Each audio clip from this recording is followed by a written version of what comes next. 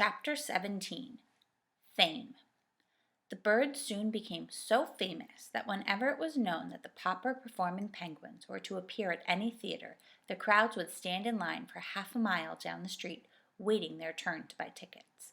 The other actors on the program were not always so pleased, however. Once in Minneapolis, a celebrated lady opera singer got very much annoyed when she heard that the Popper penguins were to appear on the same program. In fact, she refused to go on stage, and thus the penguins were put away.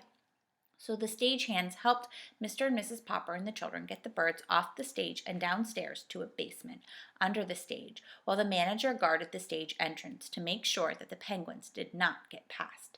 Down in the basement, the birds soon discovered another little flight of steps going up, and in another minute the audience was shrieking with laughter as the penguins' head suddenly appeared one by one in the orchestra pit where the musicians were playing.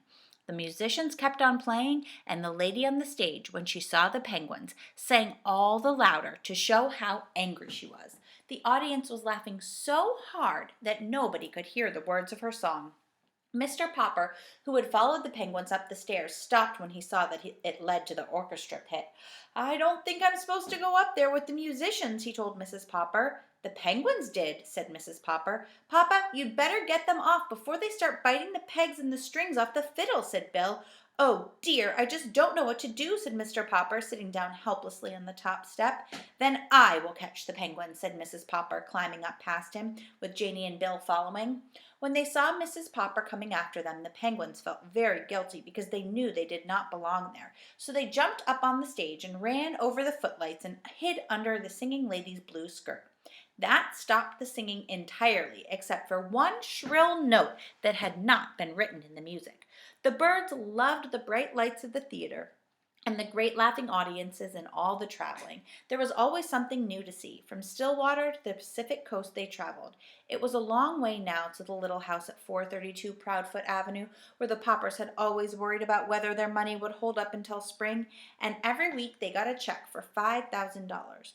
When they were not actually playing in some theater or traveling on trains between cities, their life was spent in large hotels.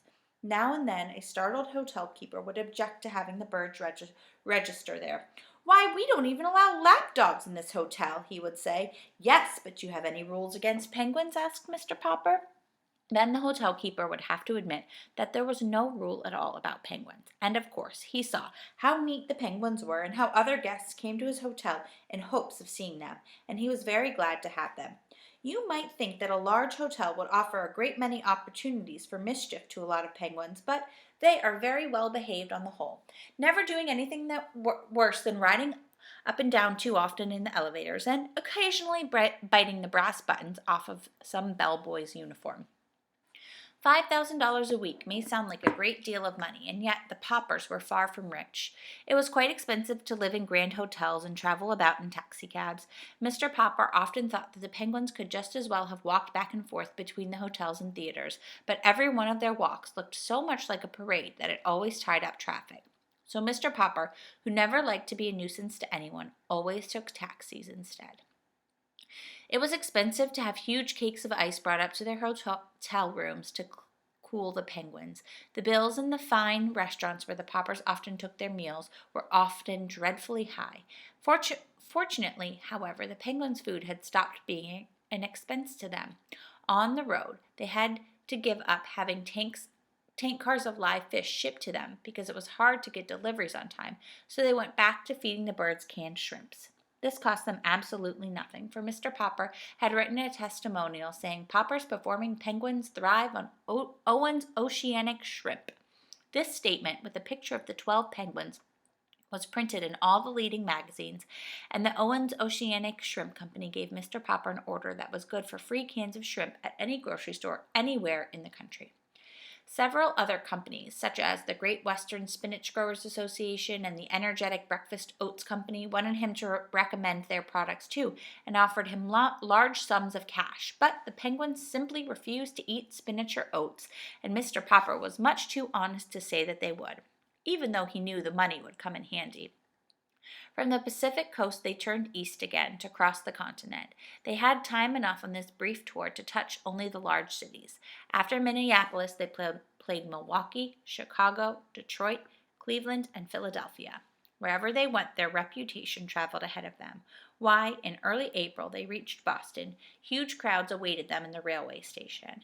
Up to now, it had not been too difficult to keep the Penguins comfortable, but the warm spring wind was blowing across Boston Common.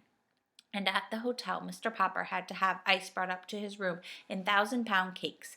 He was glad that the 10-week contract was almost up, and that the next week, when his birds were to appear in New York, was the last. Already, Mr. Greenbaum was writing about a new contract. Mr. Popper was beginning to think, however, that he'd better be getting back to Stillwater, for the Penguins were growing irritable. Tomorrow we will read Chapter 18, which is called April Winds.